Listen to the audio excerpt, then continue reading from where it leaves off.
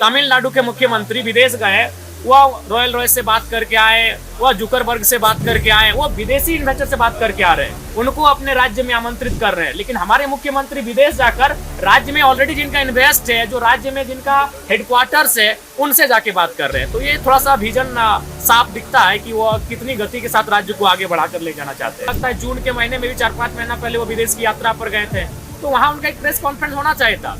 जब इस देश के प्रधानमंत्री मनमोहन सिंह विदेशी यात्रा पर जाते थे, वो एयरपोर्ट पर आते थे और प्रेस कॉन्फ्रेंस करते थे। तो जब ये विदेशी यात्रा से आए माननीय मुख्यमंत्री, क्या इन्होंने प्रेस कॉन्फ्रेंस किया? क्या इन्होंने बताया कि विदेश की यात्रा का इनका क्या उद्देश्य था? तो मुझे लगता है कि संतोषजनक नहीं है जो राज्यपाल का अभिभाषण रहा। आईफोन मैं आपके सामने रख दे रहा हूँ। ये हमारे देखिए, हम लोग कोई भी मोबाइल जो होता है वो हम लोग का तय नहीं होता है। आप ही हमको दे देंगे, इसको चलाइए। अरे विधायक का कारण है कि माननीय मुख्यमंत्री महोदय वो किसी भी हाल में चाहते हैं कि हमारे आदरणीय बाबा दिशम गुरु को भारत रत्न मिले। वो किसी भी हाल में चाहते हैं और बिना केंद्र के कंप्रोमाइज के ये संभव नहीं है। पहला, वो अपने पिताजी के सम्मान के लिए ये संभावना है। दूसरा है, यही रहता है कि वह लोगों के सामने अपनी बड़ाई करे। लेकिन मुझे लगता है कि राज्यपाल के अभिभाषण में वह दम नहीं दिखा जिसकी आम जनता ने अपेक्षा की थी।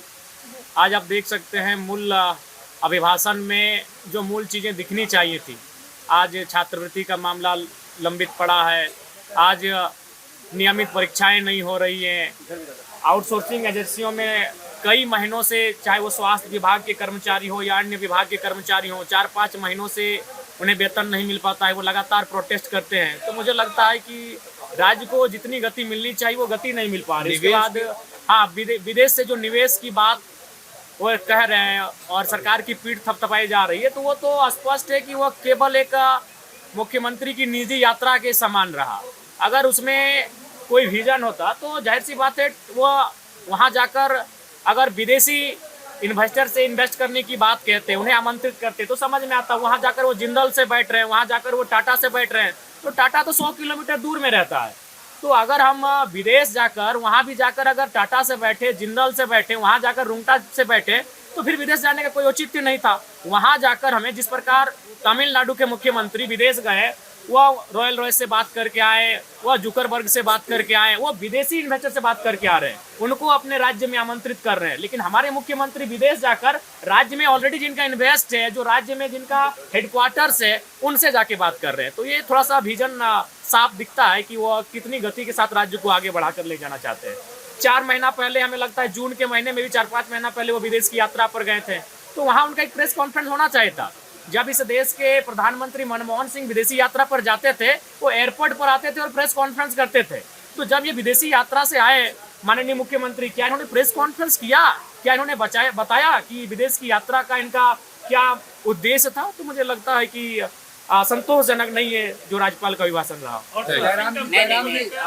जयराम जी, एक बात आप देखिए, इंडिया में काफी फरियाद हो रही है कि बंगले नहीं, तो आप अभी गए थे, हमारे आप ही के बीच से एक भाई गए थे, पत्रकार ने जो वक्तव्य दिया था। हाँ, नहीं ठीक है, नहीं फिर उसको हमने तुरंत, लेकिन जो विधायकों को सामान मिलता है वो भी ले रहे हैं। नहीं, उसको हमने चिट्ठी लिख कर दे दिया है और सामान हमने वितरण कर दिया था। देखिए, आपको फिर बता रहे, हम नहीं लेने से जाहिर सी बात है वो तो या तो बंगला बंद होता या तो फिर उनका कोई सहयोगी लेता। आप अभी चले जाए। मैं सभी पत्रकार बंधुओं से कहूंगा, जब सेशन चलेगा आप मेरे बंगले से होकर आइए, वहाँ सामान्य लोग गए हैं। और यही नहीं, मैंने कोई विधायक का प्रोटोकॉल नहीं, वो हमारे शयन कक्ष तक, वो हमारे तमाम कक्षों में जाकर आप जाकर देख लीजिए, आम लोग जाकर वहाँ पे बैठे हैं, वहाँ मैंने आके ठहरे हुए हैं, रुके हुए हैं। तो कम से कम एक बंगला ऐसा हुआ जो आम जनता, जिनके और विधायक के रांची आवास में कई दूरी होती थी, उसको मैंने पार्ट ट्रैक काम किया। उसमें लोग रहेंगे, हम तो 15 दिन में एक बार आएंगे, बस मेरे नाम से है विधिवत, वो खाली एक प्रोटोकॉल मेरे नाम से, बाकी वहाँ आम जनता रह रही है। आज से आप जाके, अभी से आप जाके देख सकते हैं, चेक कर सकते हैं। ठीक है ना, डुमरी ने, झारखंड, डुमरी ने। मेरा ये सवाल है, नहीं, आईफोन मैं आपके सामने रख दे रहा हूँ। ये हमारे देखिए, हम लोग कोई भी मोबाइल जो होता है वो हम लोग का तय नहीं होता है। आप ही हमको दे देंगे, इसको चलाइए। अरे विधायक, 6 साल से मुख्यमंत्री लड़ते दिख रहे थे केंद्र से, कल वो थोड़ा माइल्ड दिखे। जयराम महतो क्या देखिए, इसके 2 महत्वपूर्ण कारण हैं।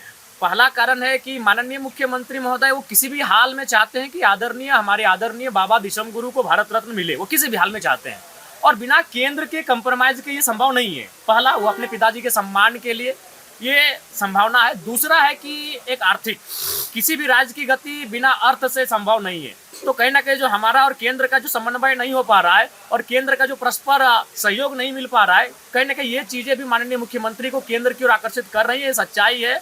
और अंदर खाने तो चर्चाएं आप ही लोग लेकर आते हैं, लेकिन अभी तक उसमें सत्यता और प्रमाणित नहीं हो पाई है, लेकिन झुकाव दिखा है। ये सच्चाई है। जयराम जी, और संभावना है कि सरकार बना जो धनबाद में बयान दिया था, जिस तरीके से आउटसोर्सिंग कंपनी धनबाद झरिया इलाके में मजदूरों के साथ शोषण कर रही है, क्या लगता है सरकार में होते हुए मुख्यमंत्री कब्जा करने की बात? नहीं, बिल्कुल सरकार में रहते मुख्यमंत्री, ये बयान एक विधायक का हो सकता है, अभी विपक्षी पार्टी के विधायक का, कि आप जाके कब्जा कर लीजिए, आप उनसे ये करिए। लेकिन एक मुख्यमंत्री जो इस राज्य के मुखिया हैं, इनको ये बयान ना देकर बल्कि उनको दबाव देना चाहिए था कि भाई आपको हर हाल में 75% रखना होगा, नहीं तो फिर उनको रेस्ट्रिकेट कर दीजिए। झारखंड में मुझे लगता है 1-2% कंपनियां ही ऐसी होंगी जो कंपनी एक्ट का अनुपालन कर रही हैं। बाकी आप किसी भी कंपनी के परिसर में जाकर अगर जांच करें, तमाम विषयों का जांच करें, मापदंडों का जांच करें, तो वो फेलियर हो जाएंगे। तो ऐसे में उनको सीधे रेड अलर्ट जारी कर दिए कि भाई आप चलिए यहाँ से, निकलिए मेरे राज्य से। बहुत सारी उनको शिकायतें हैं, लेकिन मुख्यमंत्री केवल भाषणों में ऐसा कह रहे हैं। मैंने तो कहा कि हम लोग आपके साथ खड़े हैं, हम लोग आपके साथ खड़े हैं निजी कंपनियों के मामले में। चूंकि झारखंड अलग राज्य की लड़ाई में एक कंपनियों के द्वारा जो उत्पीड़न था, वो भी एक महत्वपूर्ण कारण था। और उसी की उपज थे कॉमरेड ए.के. राय, जो मजदूर नेता थे, जो एक मैंने कह सकते हैं एक इंजीनियर थे। तो बिल्कुल एक कंपनियों का भी बहुत बड़ा योगदान रहा है। उनका उत्पीड़न, उनका शोषण, उनके द्वारा मजदूरों का शोषण भी एक बहुत बड़ा योगदान रहा है झारखंड अलग राज्य की क्रांति में।